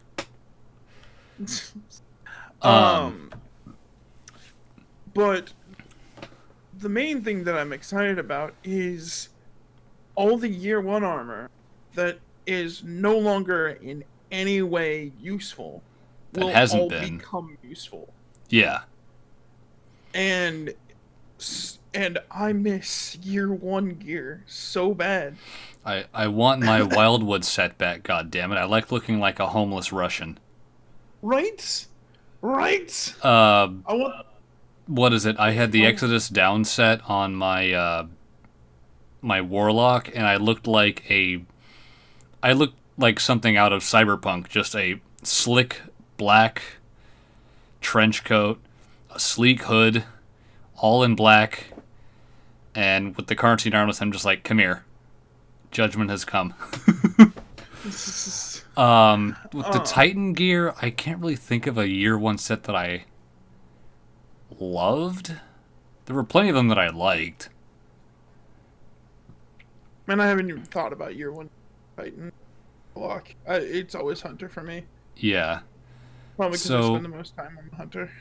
Yeah, so rather than read through this article, I'm just going to kind of gloss over the buffs Okay. so we all get a general idea of what's going on. So, Way of the Pathfinder Night Stalker's multi-shot tree has been kind of not ignored, but underused because a lot of people like the Trapper's multi-tether. Pathfinder's got some more quality of life improvements that make you a better, like, team support. Which for a hunter is interesting. Like, so your smoke bomb now makes your allies invisible and grants them one stack of Heart of the Pack. So, hey, look at that. Oh, cool. Everyone gets improved reload speed and handling, and the invisibility lasts 8 seconds as opposed to 7. Way of the Pathfinder also introduces provision. So, what happens there is when you deal damage with a grenade, it recharges your melee attack, and then making allies invisible with your smoke grenade recharges your grenade energy. So, the more you are trying to support your team, the faster you and your allies, I think, notice you will get your abilities back. And your multi-shot does more damage. So as... Okay, that might be the new way to do raids then. Mm-hmm. Just have one guy that's Pathfinder sitting on the back just tossing things at people. Yeah, you're invisible, everyone's invisible. So Shadow Shot on impact will do about double damage as before and will one-shot enemy guardians in PvP. Which is so nice. Before I had to land a headshot with it to kill something outright in Crucible. I remember Or trying Gambit. that when we were going for, was it... Last Word? Yeah. I've That was only fun. I've only done it once, and it was on accident. Code of the Protector for Titans is getting revamped, so when Titans create... Okay, I don't quite understand the wording of this article, because... It's Polygon. Yeah. What can you expect? When Titans create an energy shield for their allies, players can increase their melee energy by getting kills before their overshield expires. No.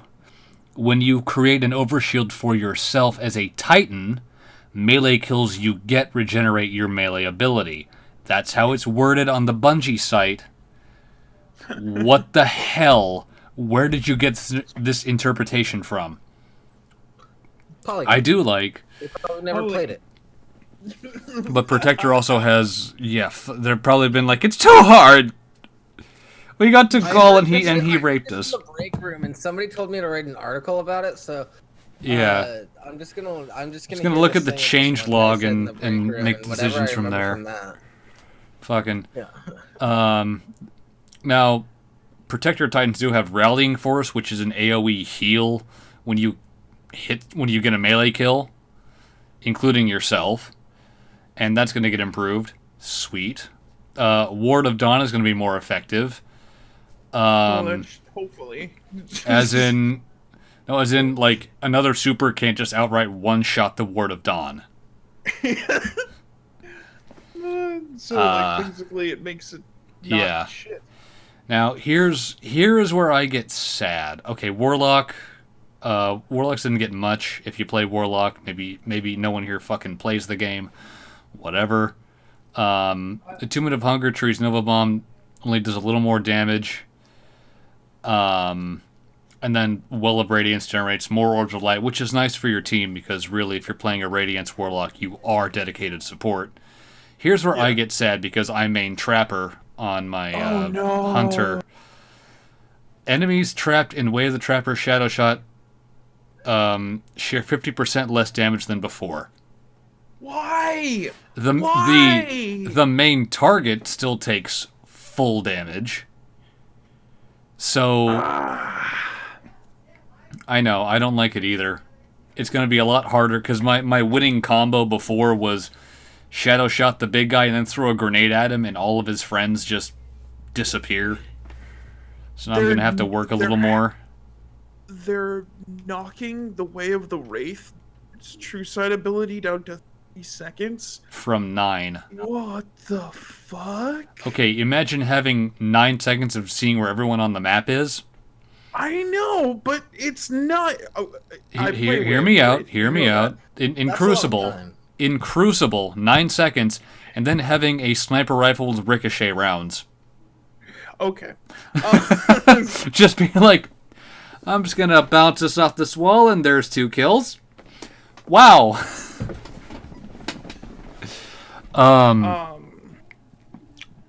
Oh, here's the big change. The biggest change that no one probably likes. No more instant reloads. Ever. So, skills that would reload your gun from reserves? Yeah. Doesn't happen.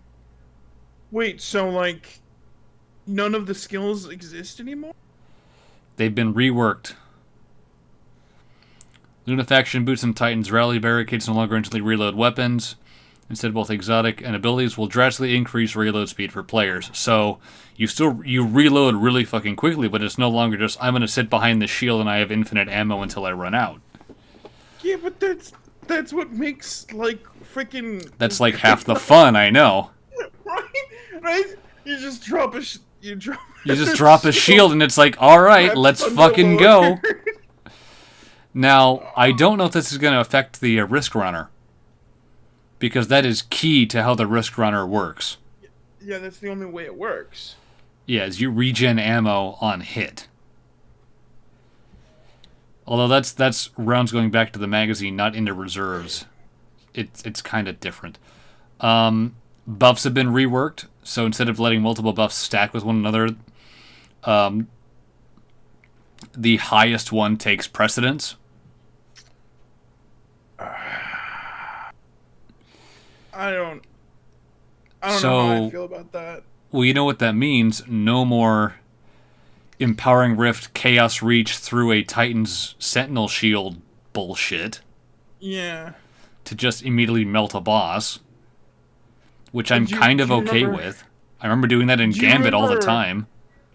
Do you remember that one guy who like one shot meleeed a raid boss? Not a raid boss, not Nightfall. What's the other one? Strike boss. There was a guy who did it in a raid with the right combination. It required some cheesing, but it was with Liar's Handshake. Yeah, it allowed you to. That sucks. And I hate nerfs. I hate nerfs. I always do. I don't understand why they must exist. Here's another one which I'm on the fence about. I'm going to read this paragraph off so it all sinks in for all y'all who play D2. Players won't have nearly as much health while in their supers. Depending on the danger level of the super, some supers are more riskier than others, and therefore come with more or less resistance. Bungie has adjusted their defensive values. Overall, players should be easier to kill while using their super, especially in PvP. I'm kind of okay with this, because even after nerfing Way of the Wraith, the best counter to Way of the Wraith is find a cliff.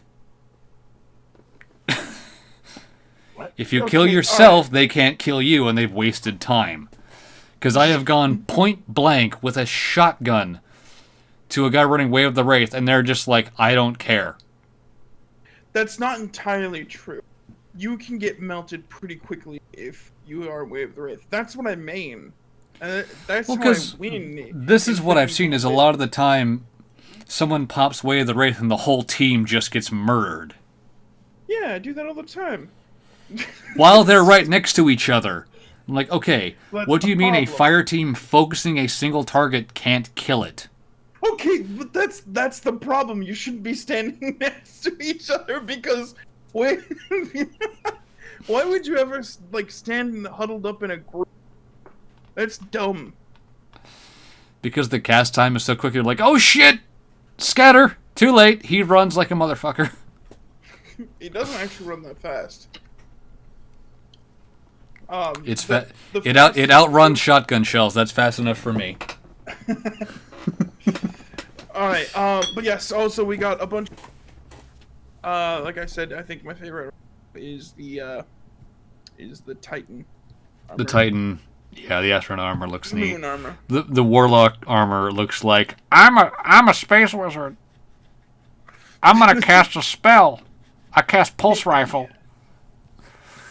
Fucking the phenotype plasticity ornament looks cool. I play a lot of Hunter. I think it looks good for the Warlock, especially. But this fucking Iron Banner set, holy shit! This is the first one I've liked in a long. I don't like the Titan one. Those fucking wings. Why? Just why? What purpose do those serve? It's like the goddamn Boeing 747 helmet. Why? Their service is magic. Calm down. I guess. I like. And there we go, folks. There we go, folks. A Hunter set with no hood. Someone's prayers have been answered, not mine. But it looks cool. I don't know how I feel about. I remember so in D1, like not all of them had hoods. So that's what it feels very reminiscent of D1 to me. Also, what the fuck is with... You're going back to a D1 zone. Yeah. What the fuck is with the bunny ears on that last Hunter armor set? I don't know. Delete this. Also, goddamn, the armor that those arm guards are gorgeous. Which one? Always the same one with the bunny ears. Yeah, those don't look too bad. I've always been a fan of just one shoulder. Yeah. Both. You don't protect your aiming arm in Fallout 4, just your gun arm. I can still one-hand this shit. You run Crucible, you run... Oh, man, all of these armor sets are going to be usable now. Yeah, and that's the thing, is like the armor set, the freaking ETZ, Titan, Nessus, Io, Mercury, Mars. The Mars had some nice armor. I'd love to get the full Mars, set of Midnight Exigent the for my Titan. just the straight one that you get from Bray, that almost like, you know, freaking Rebels on Hoth looking armor. Yeah, I didn't like how the Hunter's thing looked. Because it had like a really high collar, and I'm like, this looks kind of dumb. But the Titan, you look like a fucking walking snowmobile. Like, I've got spikes. I'm gonna fucking cleat your ass. I didn't look at the Hunter, or not the Hunter, the Warlock one too much for the Mars set. I'll have to go back and look at them. The Mercury gear looked cool too. But yeah, it's all getting revamped. I love it. Oh my god. Okay.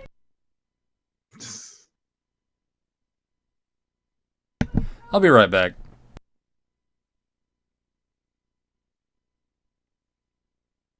Okay.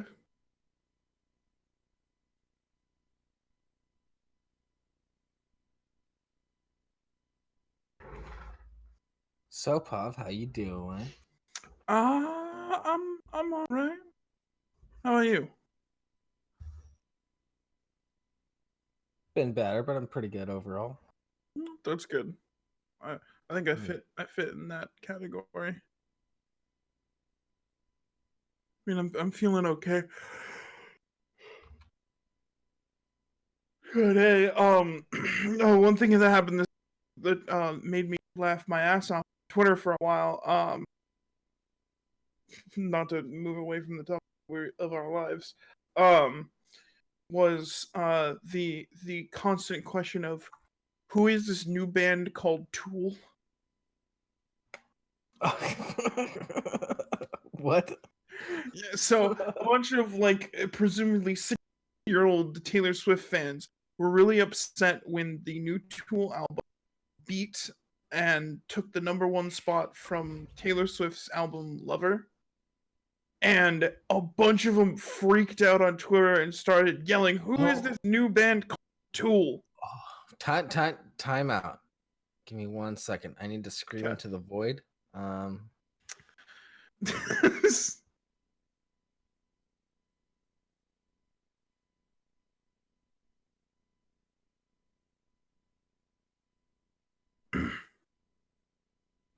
Oh, that's wonderful.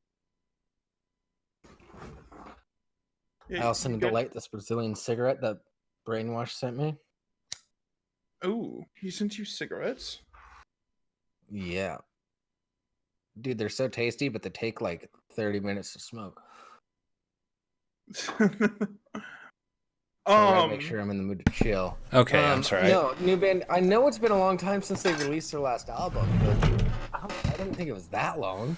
What are we talking about? Tool? Years, apparently. Yeah. Yeah, new band, Tool. So I had a really fun time on Twitter. I actually think I told you about this last night, Buck. Reading all of these young Taylor Swift fans that were freaking out about this new band called Tool. Why are Taylor Swift fans freaking out about Tool? So, right now, it is the second week of pre-orders for Taylor Swift's album Lover. Okay. Last week, the first week that it came out, it held the #1 spot on sales for all albums. This week, the Tool's new album Fear Inoculum. beat it. Yeah, beat it. Yeah, and is now sitting at #1.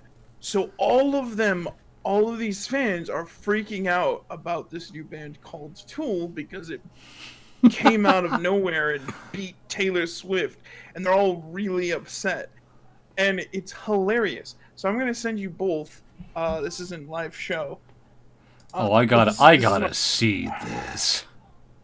This is an article that's just funny. It's kind of the aftermath. Man,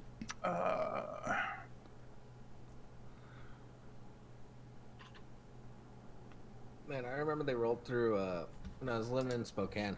They rolled through one time.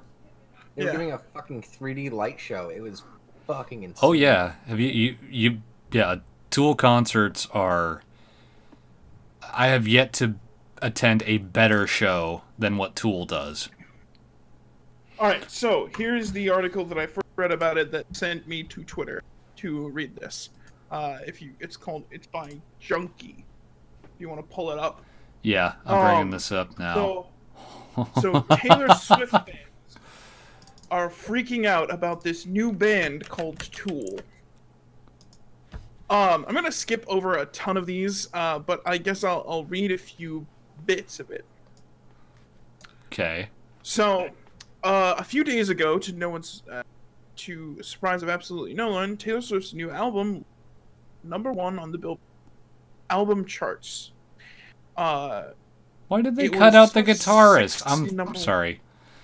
The photo they just shot Okay, Adam alright, Jones out. I'm so mad. Okay, so this, I'm pretty sure that this has a bias towards Taylor Swift. I'm just putting this out here because it feels that way. What? No. So, recording the biggest sales week of any album since her last Reputation that was released back in 2017. Tool, Fear Inoculum. Fear Inoculum is currently Raping. ranking in big numbers. Well, now. In its first week, and it's predicted to land at album sales of up to 300,000 according to Forbes, which would put it comfortably at the #1 position ahead of Lover, which is expecting to get 260,000 sales in the second week. For Tool is already ahead of Lover on iTunes album charts in Australia and the US, and the Lana Del Rey is coming in third. Swift fans, most of them not being terribly familiar with the prog metal strains of Tool, are now losing their minds over the prospect of Lover being picked off the charts. Alright, so now let's get into the Twitter thing. That's the best part of his article. Taylor Swift's Lover expected to fall to #2 this week on Billboard's 200 with 185 to 200,000 units in the second week. Someone responds with, "Keep streaming, guys. This band Tool is dropping a new album after 13 years. Lamau 13. I guess that's a funny number. It's okay, but we still have a chance. Stream Lover by Taylor Swift harder." I don't know how you do that, but Open up multiple windows. Yeah. What is IYNTCD? I don't know. And Lover seems... Oh, no? Seems to doing so well. Yeah. You forgot a word there. Fuck Twitter. Alright, I really love to see it. I truly was nervous she wouldn't pass Lover. This referring to Lana Del Rey, when she says that. Because I know the Swift fan base is so big. Anyways, who the fuck is Tool? And can they move their fat ass? Like, genuinely no idea who that is, and am I the only one? Then she comes back with all the old ass 30-plus-year-old men quoting and replying, is to this all mad, embarrassing, go take care of your wife or kids. Weirdo. What the fuck? All right. Okay. Hold one second. The reason why it took 13 years for them to release an album is because everybody in that fucking band is a perfectionist. I don't have any issues with to do it, but I'm just laughing at these people. But this chick, 30-plus-year-old men, like, is that old now? Hey, I is 30 discovered years Tool when old. I was 14. Yeah, don't you remember being in high school? What? Everything's old when you're 13. Oh, okay. Yeah, Yeah. that's the reason why she found 13 funny, because that girl is 13 years old. Probably. Take care of your wife or kids? Really? That's a diss? Okay. Go listen to better music. Exactly. Fight me. Meanwhile, Taylor's- lead singer of Tool has like a winery, several restaurants. He's got 2 wineries. studio. He's got 2 wineries, Wait, several okay. restaurants, and 3 bands. Mm, I'm not even kidding. Maynard has 3 Yeah, bands. And Taylor Swift requires 14 people to write a song.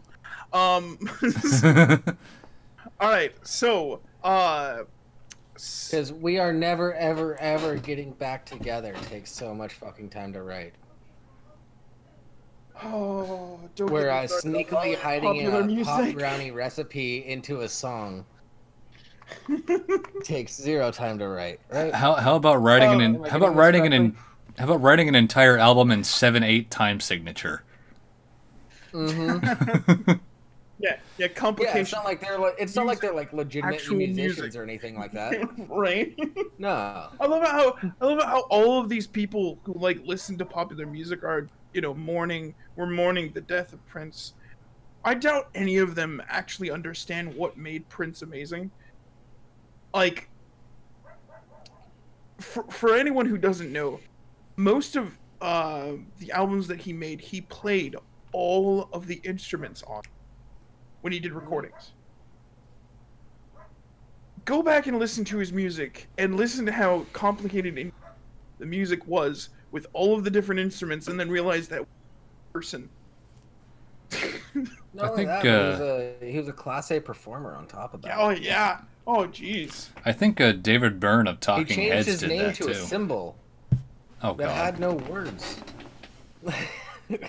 Unless you're Prince. um. Apparently they were really big in the 90s. 13-year comeback, says someone. Oh my god, the length of each of these songs made me shook. Alright, hold on. What the fuck does that mean? Second question, 10 minutes is not long for a song. Pav. Nowadays, yeah. Pav, this is proof that you don't have the album. Their longest track on Fear Inoculum is Tempest, clocking it at almost 16 minutes. Yeah, but 16. Yeah. Okay, all right. 16 might be a little long, but why is 10 minutes such a long thing? It makes you, and I quote, shook. What? That Because doesn't make any because sense. you don't know a track length beyond about Because 3.5 minutes. Every single song, Attention span. yeah, every single song nowadays is anywhere between 2.5 to 4 minutes. Yeah, like fucking Tempest makes me really appreciate Adam Jones as a guitarist. It's like, god damn. Just the whole band. I just. Taylor versus Tool is the fight of the century. Yeah, but the Oh, bad man, news is there is a chance of debuting at number 2 due to a new band called Tool. Fucking stop! They've been around This since is like like- 98? No. Like 94. Do you guys remember that Twitter post from like a really long time ago, where someone found the song by Queen. It can be incredibly And intimidating. it was to named have the a same lineup as a where Justin Bieber it song. is only guys Why is And there this sound? person- many times. What the fuck? that OBS, one stop where, this. What's playing? It kind of sucks that it is a male-orientated sport. There would be so many What's people in the oh world this that I want fucking them thing? to No, know. shut up. Okay, yeah, are you talking about that one where Justin Bieber covered a song by Queen and Oh, it was them covering the song. yeah, and they were and some girl was like, "Who the fuck is this Queen band that covered this Justin Bieber song?" things that made me want to kill myself. Number 1. Exhibit. Hold on, let me images. It was a Twitter post, right? Or was it Facebook? I don't remember which one it was, but yeah, that's what this reminds me of. Is people who don't understand what real good music is freaking out about good artists doing good things. See, what this makes me understand is that there's more stoners than there are Taylor Swift fans. Well, no, okay, so here's the thing. I think it deals more with an obsession of being number one and trying to cultivate a mob mentality to be number one, as opposed to letting the ratings flow naturally and letting the art speak for itself. Yeah, I could agree with that. I love this one guy, or actually it's a girl. It gives me hope for the world that Tool is outselling Taylor Swift. I agree. Someone responds with, "Grandpas are angry." Grandpas, really? All right. They say the person Stanley Jenkins, great name. No, we just have a good taste in music. Given that you both are Taylor Swift fans, I guess you're used to manufactured dog shit and wouldn't know what good music is, even if it hit you in the face.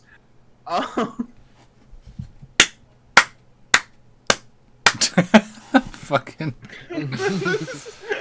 Oh man, this is why I listen to like Tool and Opeth and fucking Coheed and Cambria. I listen to freaking classic rock like Led Zeppelin and like. Well, that's fine too.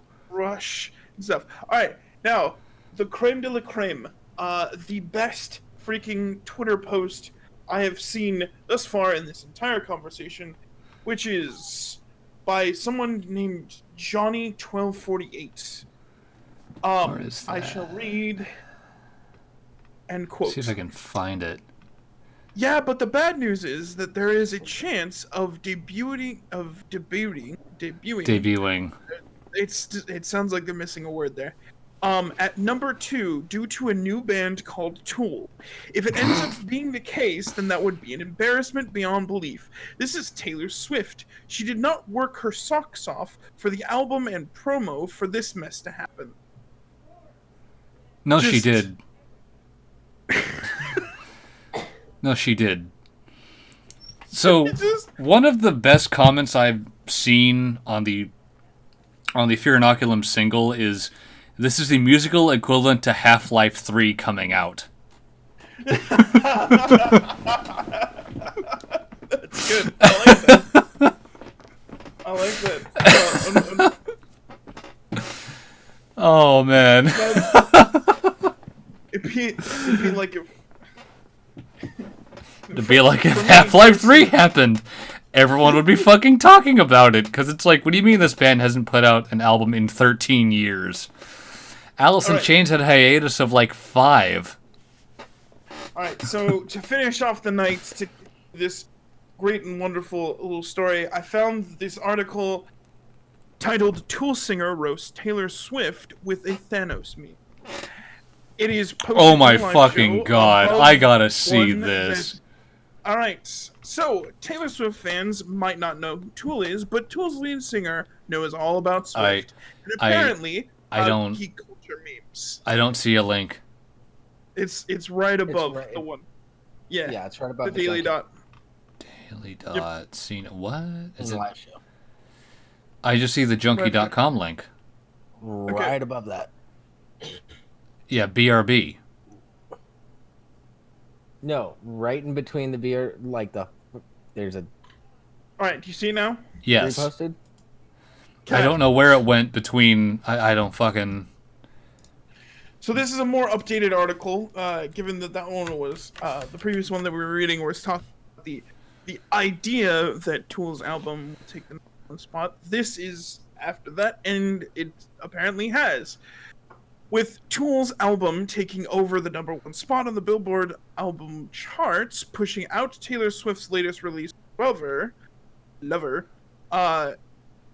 Kenan tweeted out an image of himself photoshopped as Thanos, snapping his fingers and sending Taylor Swift into oblivion.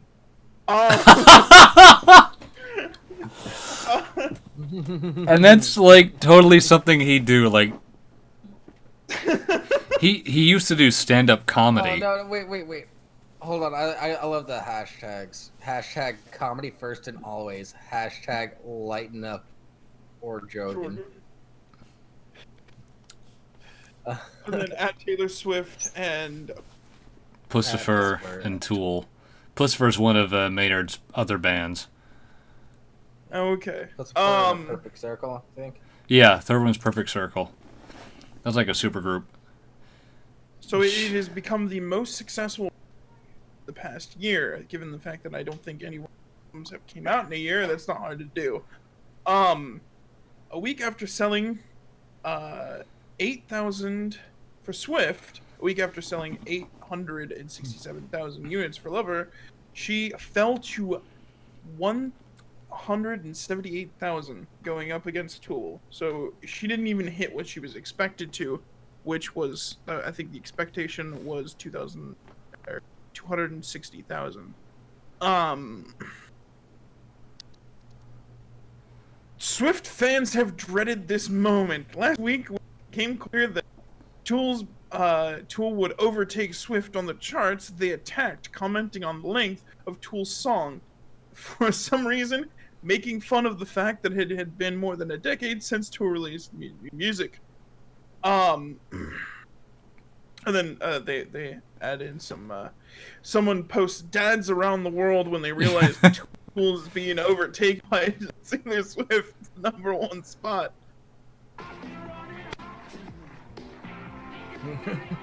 Yeah, that's a funny tweet. That was a great tweet. I'm not gonna knock The it guy in front looks like Kevin from The Office. Why is Bill Gates there? What the fuck? Because it's Microsoft Oh. on stage. Yeah, That's a Microsoft presentation. Oh, Yeah, you've we're gonna get copy struck for that. Well, wasn't that when Microsoft became like the? Wasn't that like right after they became the biggest computer company? I don't remember when that press conference happened. It was definitely in the 90s. But yeah. So apparently it has more to do with the fan-based feud. In that case, Tool's fanatics versus Bieber's fanatics. Oh, Okay, no. Hold on. Let's roll this back. I skipped something here. This isn't the first time that Kenan has taken on a giant pop star. In July, after it was revealed that Justin Bieber was a big Tool fan, Kenan tweeted a Kurt hashtag bummer to the show. It's their pleasure. In a recent interview, though, Kenan said, when I make a statement like hashtag bummer, it has nothing to do with him. It has to do with I know the ocean of shit that's going to follow because he couldn't just be a quiet Tool fan. He had to say it out loud, and now I know of the floods coming from the people that don't get it, and people think that they do, and they're going to argue with each other, and it's going to be stupid, and it doesn't matter, and this poor kid's caught right in the crosshairs, as he is. Like, Maynard is fucking smart. Another, this one's not connected to an article. Another thing that joins to this is apparently, Post Malone, in one of his songs, had Ozzy Osbourne. Yep. On it. One of the most repeated comments to this was, I have no idea who Ozzy Osbourne is, but he's going to become so big.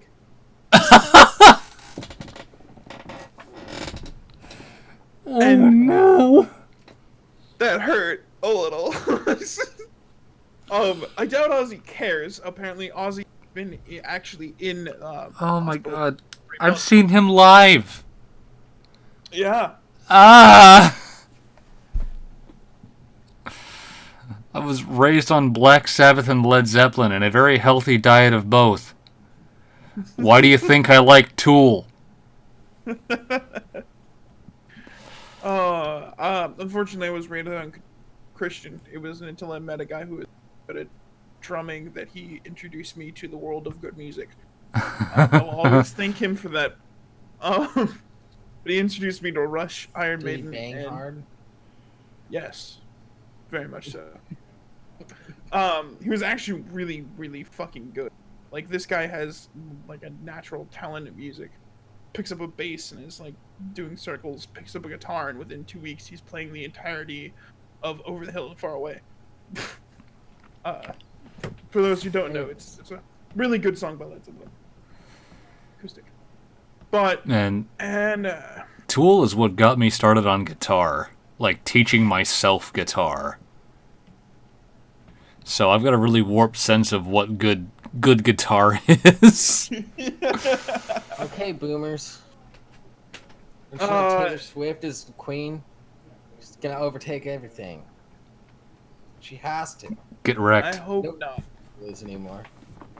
All right, it's 15 after. I think it's a good place to end the stream with Taylor. Get wrecked. Exactly. Write some real music and just pick a weird time signature. You'll be fine. Like, I dare you to write a song in 11/8. Fight me. All right. Any closing thoughts, closing arguments, if any? I don't know. Apparently, a man tried to use Bernie Sanders' birthday cake as a socialism metaphor. Backfire. That's a closing thought. Okay. What's listening to Discord on Twitch? Only like 7 followers away from being affiliates. So go follow there. You're on Twitch now. Yeah, we've been on Twitch for a while now. Oh, we might have to make the transition. Oh, and then Pav left. And now he's back. He's back. I clicked the wrong thing. Okay. I went to go find the Twitch channel. Yeah, I'll talk to you about that off air. Sounds good. Ladies and gentlemen, that's been Locked and Loaded for tonight, September 9th. Had a good time. I think it was constructive. Yeah, fear inoculum forever. Fight me. Fuck Anthony Fantano. I'm going to end the stream.